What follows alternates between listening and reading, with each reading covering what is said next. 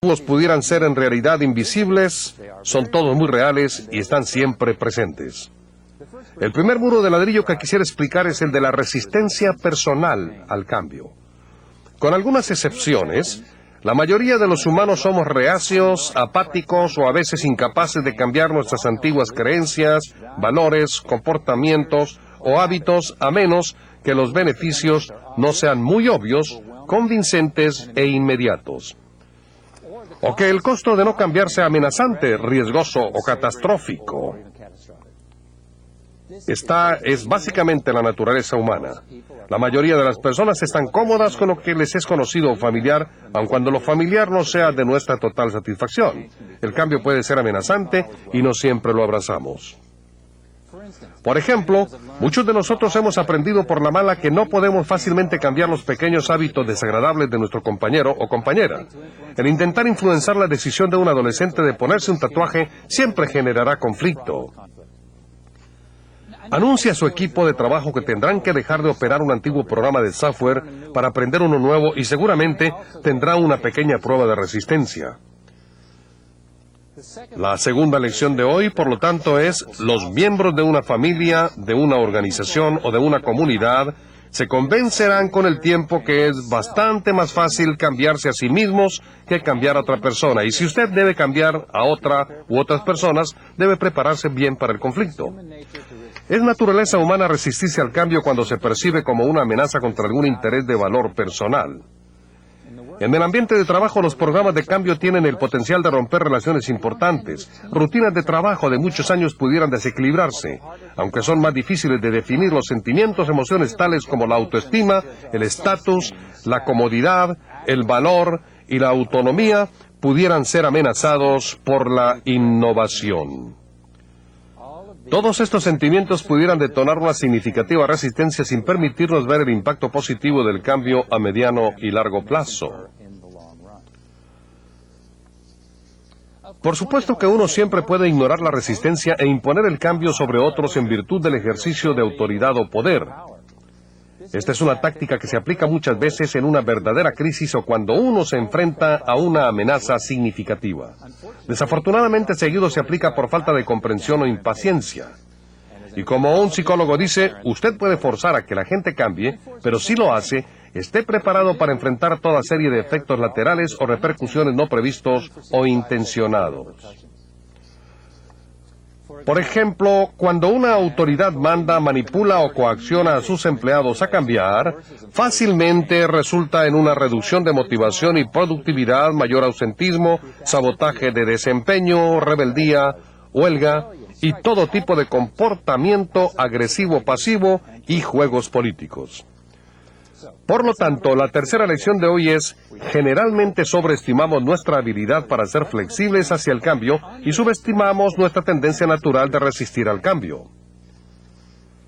El siguiente tipo de resistencia al cambio o muro de ladrillo quisiera analizar es la resistencia que reside en nuestra misma estructura organizacional. La forma en que la mayoría de las organizaciones están estructuradas o organizadas pueden fácilmente promover resistencia al cambio. Piense sobre su propia organización. Si usted realmente quisiera crear un cambio significativo, ¿cuántas políticas de trabajo tendrían que modificarse? ¿Cuántas personas reubicarse? ¿Y cuántos nuevos procesos crearse? Nuestra lección número 4 es entonces que las organizaciones son conservadoras por diseño y por naturaleza. Su meta final es la sobrevivencia. El cambio significativo solo vendrá en la mayoría de los casos cuando la sobrevivencia de esa organización se vea amenazada. Las organizaciones bien cimentadas a través de los años adquieren su vida propia.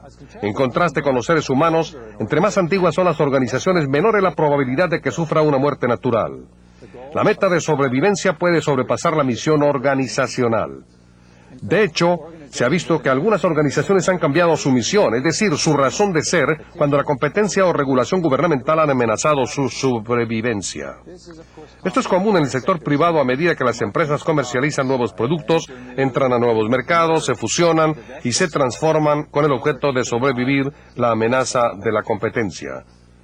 Este mecanismo de sobrevivencia opera también en el sector público cuando el logro exitoso de ciertas metas de gobierno amenaza su propia imagen y hasta su sobrevivencia como autoridad pública.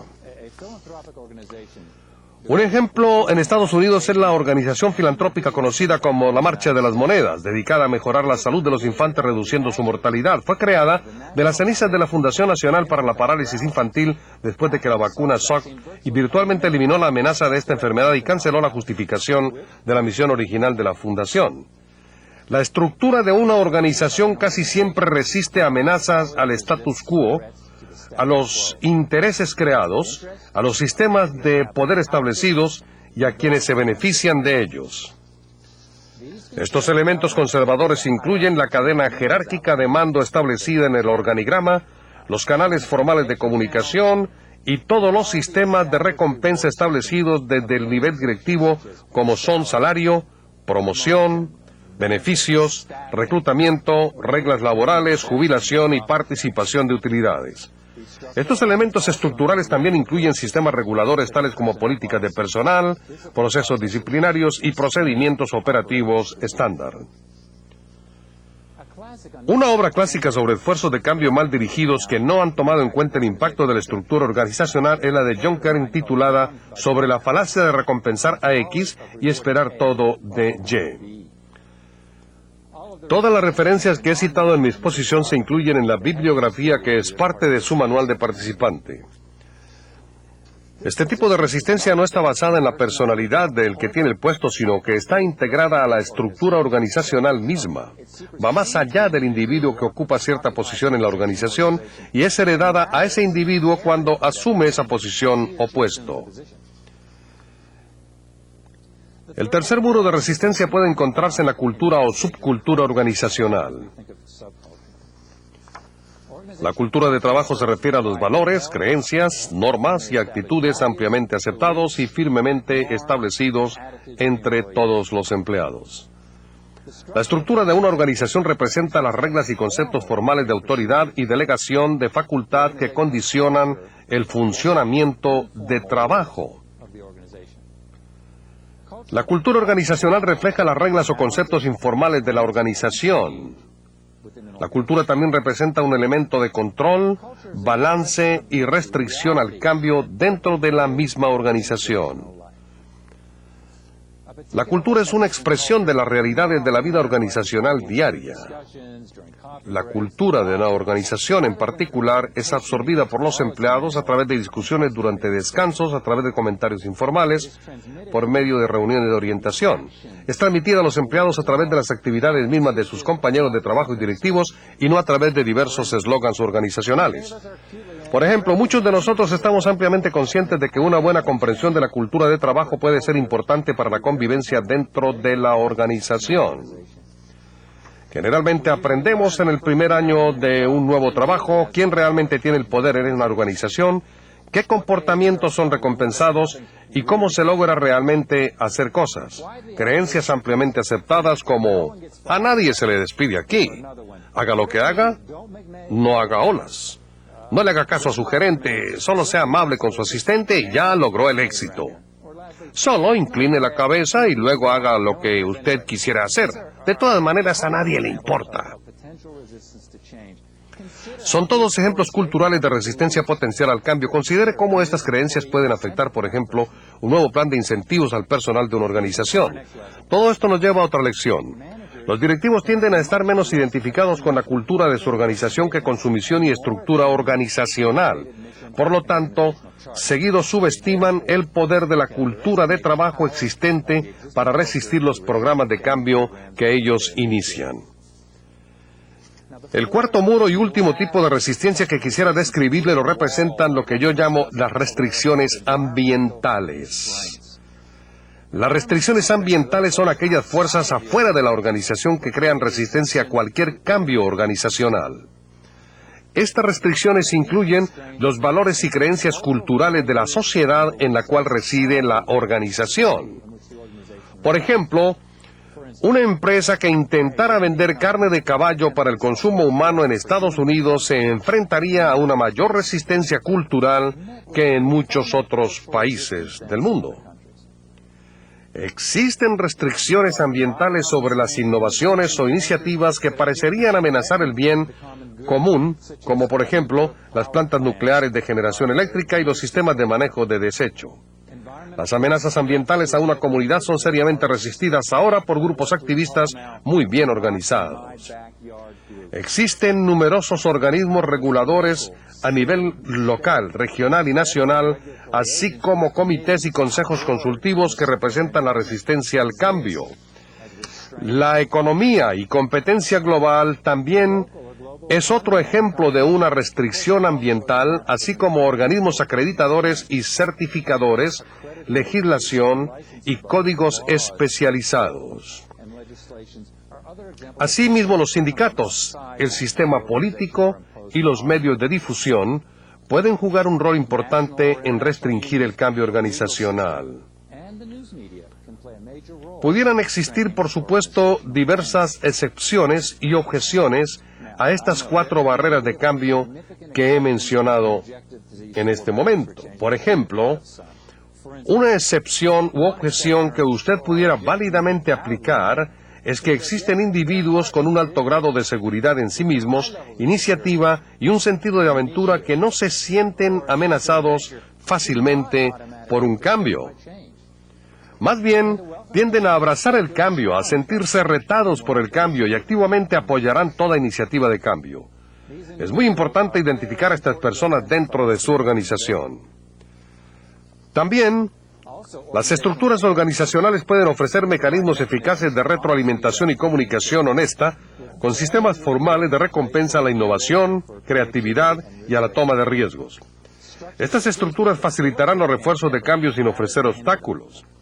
En las organizaciones, en donde todos los proyectos de cambio anteriores se han manejado bien y han creado experiencias positivas, se tiende a crear una cultura organizacional que apoya y no teme al cambio.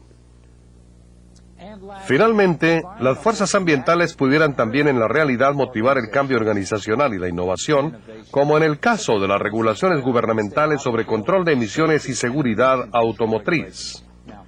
Cuando todas estas fuerzas positivas de cambio se juntan, surge una poderosa y exitosa organización. Una segunda objeción que usted puede interponer es que no toda la resistencia al cambio es una fuerza mala o negativa. La resistencia puede representar un equilibrio saludable dentro de una organización a las acciones o programas de cambio mal planteadas, innecesarias o improductivas. Sería un error decir que cualquier resistencia es negativa. Un mejor enfoque es el considerar la resistencia al cambio como una retroalimentación inherente y esencial para todo proceso de transformación. Se pueden hacer importantes ajustes empleando esta retroalimentación. El ignorar o rechazar la resistencia solo la estimulará o la convertirá en un proceso clandestino. Debo mencionar aquí el importante rol que juega la motivación al cambio. La motivación es el contrapeso a la resistencia. La motivación al cambio es el mejor predictor de éxito en un proyecto de cambio. La motivación al cambio pudiera ser generada por necesidad, deseo o temor, pero cualquiera fuera la razón, la motivación es una fuerza esencial y necesaria para contrarrestar la resistencia. Existe una relación directa e inversa entre resistencia y motivación. Podemos ver esta relación como escalas de pesas o balanzas. Si la resistencia es mayor que la motivación al cambio, como se indica aquí, tendrá que conformarse a proyectos pequeños o mejor búsquese otro trabajo.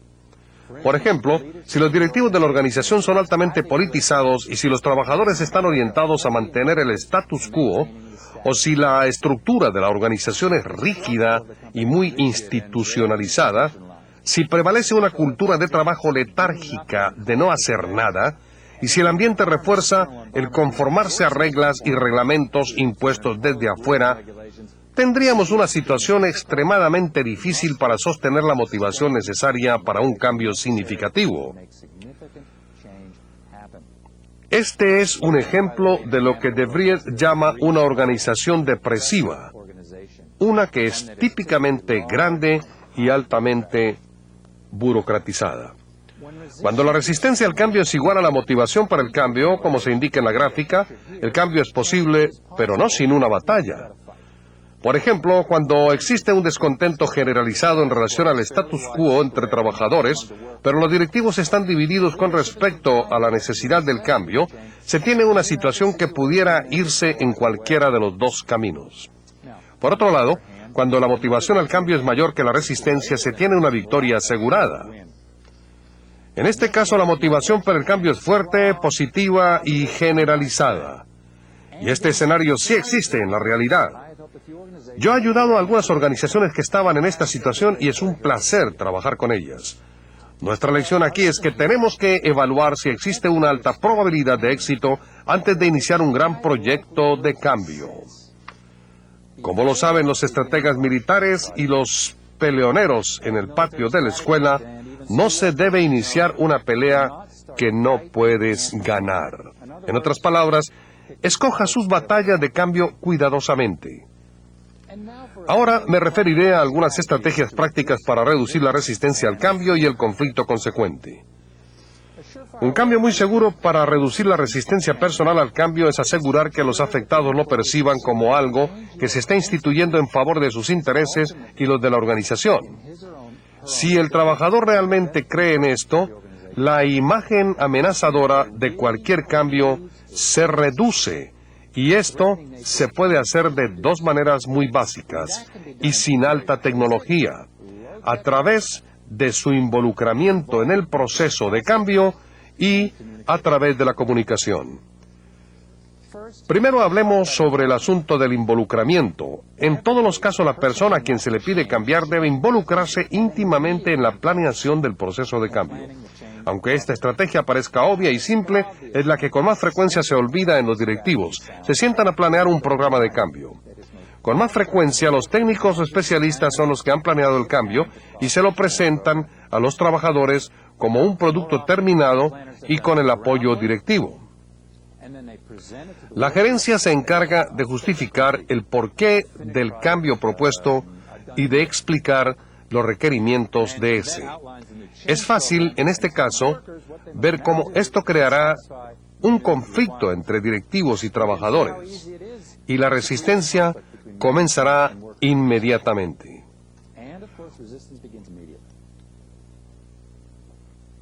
Una estrategia bastante más productiva sería integrar a los trabajadores afectados al proceso de planeación desde el inicio, no después de la etapa 1 o 2. Su involucramiento y participación debe ser real y significativa, no de forma e imagen. Esto significa que los planeadores del cambio deben escuchar lo que opinen los afectados, dándole el máximo valor. Por ejemplo, si hay retroalimentación de los clientes de que existen limitaciones o problemas en cierto departamento, los trabajadores clave de esa área de trabajo deben ser invitados a participar en las primeras discusiones con los directivos.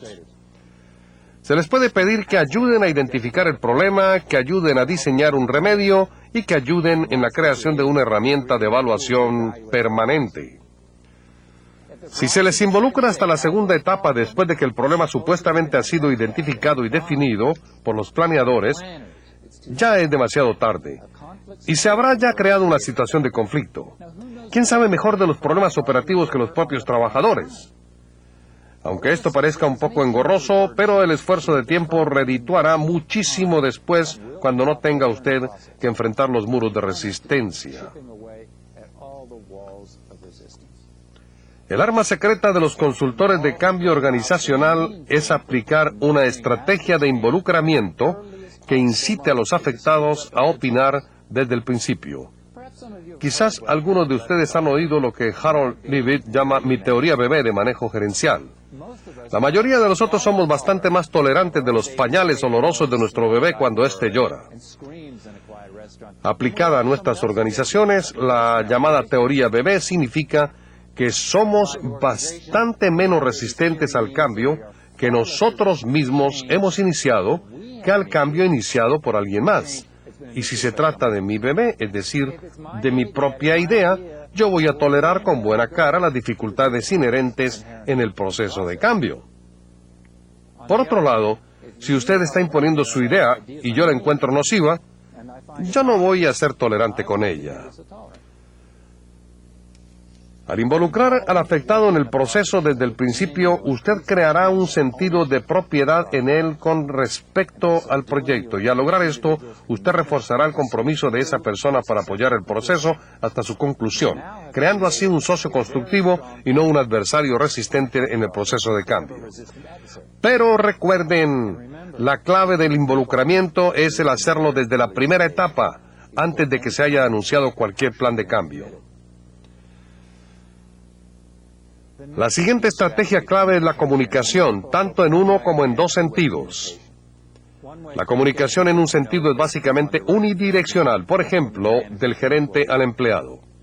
Ejemplos de comunicación en un sentido son los memorandos, los avisos, los anuncios, los boletines. A través de la comunicación en un sentido, el gerente puede dar información, datos y comprobación de por qué es necesario un cambio. Por ejemplo, se puede informar el déficit presupuestal para este año, las repercusiones si se continúa funcionando como en años anteriores, cómo la organización es ahora amenazada por la competencia o cómo puede mejorar su posición en el mercado. Trate de dar detalles donde sea posible. Personalice la información. Explique las implicaciones a corto plazo para los trabajadores. ¿Qué se va a ganar del cambio? ¿Qué se va a perder si la organización no cambia? Asegúrese que todos están conscientes a que existe un verdadero problema o reto que se debe atender y que esto no es una idea para agregar más trabajo que a alguien se le ocurrió por ahí. Si los afectados entienden por qué un cambio se está proponiendo, se les ayuda a reducir su inclinación a resistirlo. Este tipo de comunicación también ayuda a reducir ambigüedad, lo desconocido y la incertidumbre. Todo esto contribuye a reducir la resistencia. El conocimiento reduce el temor de lo desconocido y neutraliza la crítica informal. Un error de comunicación común que he comprobado en los altos mandos directivos es el suponer que en razón de que ellos han girado un memorando, todos ya están automáticamente informados. La información importante necesita transmitirse de diferentes maneras y varias veces. Un estudio de la Universidad de Minnesota en Estados Unidos indicó que el 80% de toda la comunicación en el trabajo debe repetirse y que rara vez más del 20% de lo que los altos directivos dijeron se entendió 5 niveles jerárquicos más debajo de ellos. Cartelones, cartas, reuniones, gacetas y correos electrónicos son algunas de las maneras que podemos utilizar para comunicar el porqué de un cambio organizacional. El repetir una información importante rara vez representa un problema. El comunicarla de una manera muy ligera es también un error común. La información siempre debe ser tan completa y detallada como sea posible. Usted puede asegurarse que las opiniones informales estarán listas para llenar las omisiones de sus mensajes si no tiene usted cuidado en comunicar todo el panorama completo. El uso de la comunicación en dos sentidos es también crítico. Se debe dar oportunidad a los afectados a que ventilen sus preocupaciones, su ansiedad, frustración y temores, así como para proponer sus propias ideas. Esto puede formalmente hacerse a través de reuniones o foros organizados con este fin.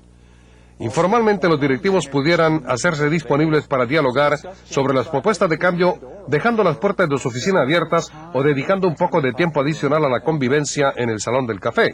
Estas reuniones pueden ser contenciosas. Los trabajadores pudieran utilizar estos foros para compartir una serie de objeciones personales e irrelevantes y dar quejas. En la práctica se requiere destreza y fuerza de carácter por parte de los organizadores para que estas reuniones sean realmente constructivas. Si un director se sintiera incómodo coordinando un evento de este tipo, pudiera auxiliarse con el Departamento de Recursos Humanos o contratar a un consultor externo para dirigir con mayor serenidad el proceso. Un consultor experimentado con un buen manejo de dinámica de grupos es esencial en este caso. Pero los afectados pudieran tener el temor de ventilar sus preocupaciones abiertamente. Si este es el caso, el director debe solicitar su cooperación. Debe insistir en la importancia que tiene el que ellos expresen el tipo de problemas potenciales que ellos perciben a consecuencia de los cambios planeados. Esta apertura es muy importante ante los trabajadores en una organización. Un error que seguido cometen los directivos cuando se anuncia un programa de cambio es el enclaustrarse en sus oficinas, haciéndose de repente muy ocupados para dialogar con los trabajadores. Esta es una postura defensiva equivocada. El evadir, ignorar o pretender que no existen problemas es un error táctico en cualquier programa de cambio organizacional. El objetivo práctico de este tipo de diálogo con sus empleados es dual. Primero es ventilar abiertamente las intenciones de resistencia para poderse atender. Algunas de las objeciones contra el cambio pudieran ser no realistas o sustantivas. Otras pudieran sí apuntar a algunas limitaciones reales del programa de cambio propuesto. De cualquier manera, si no se da la oportunidad de diálogo, la resistencia siempre se convierte en un proceso clandestino donde la crítica informal se convierte en una fuerza destructiva. Se formarán clichés y la resistencia se pudiera ser demasiado fuerte para vencer si la motivación es limitada. Un segundo objetivo de estos foros de diálogo es que dan la oportunidad de generar retroalimentación constructiva, lo cual es crucial para afinar un programa de cambio para que sea atractivo y a la vez afectivo ante las personas que va a afectar. El escuchar es una parte muy importante de este proceso de comunicación. Otro error común que cometen los directivos es el hablar demasiado en estos foros, tratando de convencer o vender a sus empleados la importancia del proyecto. Los vendedores profesionales siempre dicen que el escuchar puede ser una técnica de ventas más eficaz que un discurso agresivo al cliente. Quisiera ahora intentar con ustedes un breve experimento que pudiera demostrar en una forma más personal los conceptos de resistencia y motivación. Supóngase que su jefe le ha pedido dirigir un programa de cambio bastante significativo en su organización. Esa es una excelente oportunidad para usted. Es un reto, una nueva tarea y una oportunidad de promoción profesional si lo hace bien. Por lo tanto, usted está motivado.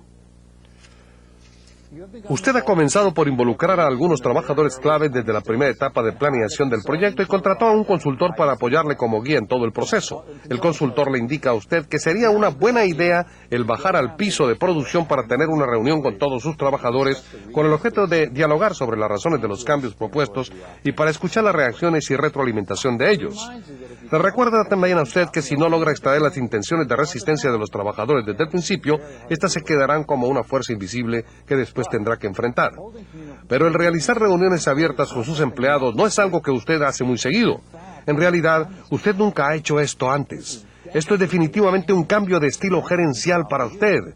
Y lo que es peor, su equipo que ha designado para el proyecto le ha dicho que existe bastante descontento entre los trabajadores, principalmente creado por rumores y críticas informales.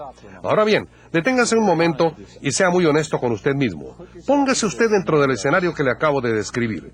Si usted estuviera en los zapatos de ese directivo, ¿construiría usted algunos muros de resistencia para evitar una reunión potencialmente confrontativa con sus trabajadores? Si usted estuviera en esta situación, se sentiría un tanto ansioso o temeroso al tener que enfrentarse a un grupo de empleados posiblemente enojados. Esto se llama una reacción de huir o pelear. Esto es enteramente normal y puede ser una fuente real de resistencia personal al cambio, equivalente al muro de resistencia número 1, antes explicado. Si la reacción de huir o pelear es muy fuerte, usted le podría responder a su consultor contratado diciéndoles: todo esto es basura, yo soy el jefe, yo no tengo que explicar a nadie, y menos a mis empleados. Permítanme seguir este ejemplo con ustedes un poco más. Cuando usted se puso en los zapatos del directivo, se encontró usted diciéndose a sí mismo: pero los ejecutivos no les hablan directamente a sus trabajadores. Tenemos una línea de mando en nuestra organización. Yo le comunico a mi asistente, quien le comunica a un gerente, quien le comunica a un supervisor, quien entonces le habla en realidad a nuestros trabajadores.